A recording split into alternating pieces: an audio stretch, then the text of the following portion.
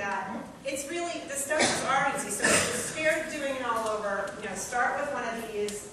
I'm going to show you, a sample of it. But know that in the class, there's more that you're getting than just learning how to do a stencil. I particularly am not a great stenciler. I will be the first to admit it. And so that's why Rena does a lot of, she'll do like 3 times to every one of mine. But, so that's why I make them forgiving. There's a lot of, over, under glazing. When you do a stencil, and you want to do just a total, like a color on a color. You want to do like a black stencil on a white wall, which is a great look. Just be prepared to have a lot of touch-up time. I mean, there's no way. Someone called me once from a job, so I'm so frustrated with your stencil. I said, well, tell me what you're doing. I like to give my students my cell phone number. I like to, if you have a problem, I want to help you. I like to give information. I love to teach, and that's a really great thing about taking my classes. You will have information afterwards as well. But this one student called, and she's like, I'm totally frustrated and we're making a mess. And I said, tell me about what you're doing. And the second she said, well, I'm doing a white wall with black paint, it's going to be a mess. I don't care whose line or stencil that you use. But if you do finishes that have a little bit of layering and have something to forgive what you're doing, even if you're shifting and your wall isn't perfectly straight, most of these designs are extremely forgiving. If you're doing an overglaze or, I'm not saying not to use them color on color, but be prepared for it to be a little bit harder. So let's see, what else do I need to tell you about the stencils? The stencil line is only all over stencils. That's our niche. If you're looking for borders or medallions or those types of things. Some people do use them. There are some designs that have just a center medallion that you can pick out of it and use it, like Gabriel skates. If you look in our brochure, there are some, and you can go online and see new ones. We have like a new design, pretty much like once a month or a little bit longer than that. We don't want to overwhelm people. We want you to have a small, niche of all over designs you can come to and pick from. So this is the brochure. You can look for us online. This particular design is going to be demoed in Gary's book. The back of the book is going to be a DVD. Well, there is a DVD. And so this is in there. You guys get his book. You'll get it. The book is really a good value because I think there's 5 full projects on that DVD that you're going to be able to learn how to do.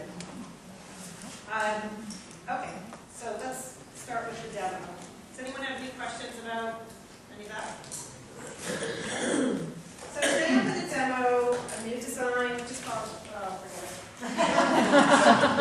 That's not worth the time right there. Okay, it's called Allima's Allover. And my sister-in-law just had a baby, and her name is Allima, which is a Senegalese name. I don't know why she named her baby after an African baby, but anyway, it's a beautiful name. So this is the design. And I wanted to design something that was a little bit tighter. There's a lot of large damask out there, and in smaller spaces, we need to go a little bit tighter. Also, this is another new one, which is called Swirl City. And I had originally designed this in a positive weed, and then I looked at it in a negative. I just think the negative weed is so beautiful, so I didn't even come out with the positive. And what's great about these negative weeds, if you guys have tried them, they're just fabulous because you can do anything on your wall and make a you can just take and slap up any paints because you're literally only showing this little bit of the finish. So you don't have to worry about mistakes. It's just going to fall off next, so don't worry. You don't have to, if you want to pass this around, you don't have to worry about the finish behind because you're not going to see those lap lines or stopping points. Oh, that's one other thing about the finishes in the class. I personally am done with the days of glazing large foyers where you have to go work with a wet lamp and like freak out when you're moving scaffolding and jumping up and down and trying to get everywhere without showing lines. So I try to concentrate again on finishes that you can take a break on. If you want to stop and have lunch, you can come back to. You don't have to feel like, oh my God, we have to do this for the next 8 hours and not breathe. It's just not fun. It is too stressful. So there's sort of no stress finishes. So anyway, this is Allover's Allover.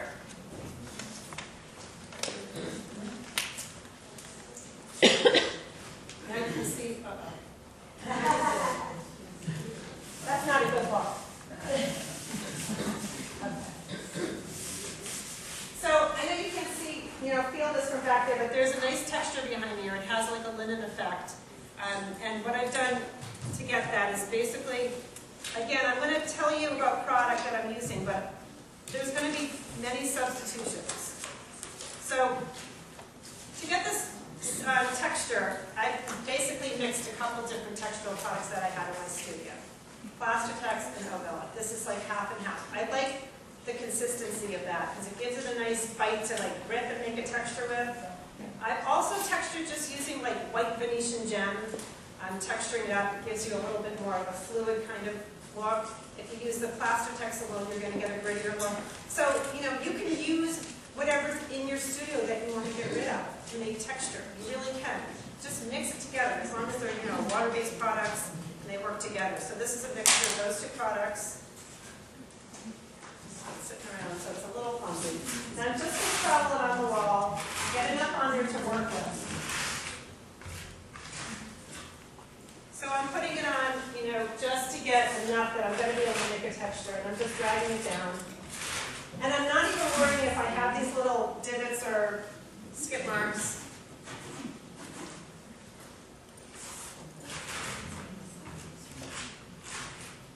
Oh, let me talk about the base for a minute.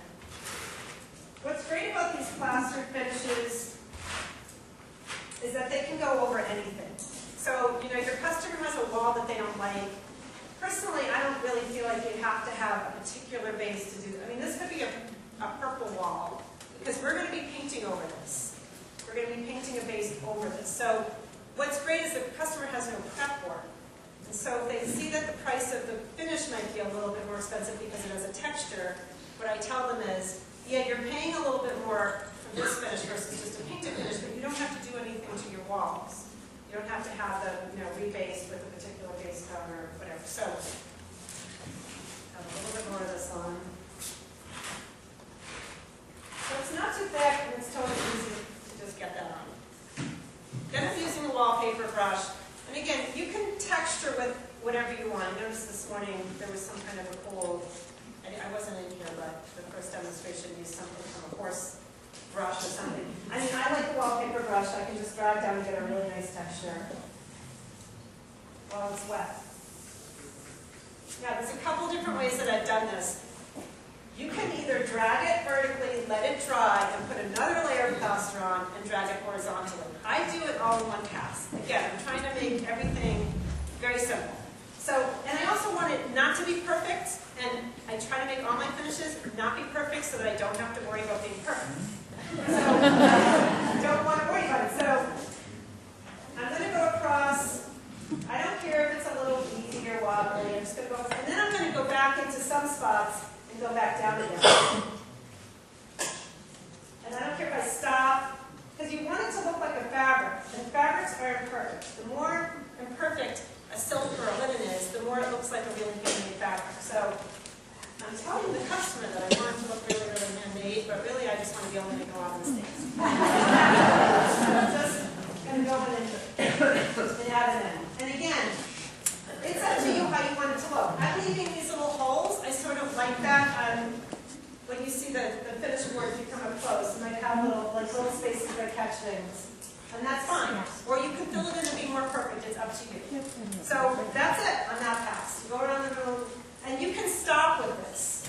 If you want to stop and take lunch and you've only done to here, you just come in and drag and go over it. You're not really going to get anything. You know, I would suggest you come out a little bit, maybe leave it like here, come out and here instead of a perfectly straight line. So you don't see something that might look like one perfect seam going down the middle, but you can leave it. And whenever I do anything with a dragged sort of linen effect, on a sample board, I'm sure most of you probably already know this, but on a sample board, everything can look pretty perfect. And I think it's really important to tell people, this is a sample and it's this big. When you see your wall finished, you are going to get some stop and go, some woven things that make it add to the finish. Because you always tell them that it's going to add to the finish.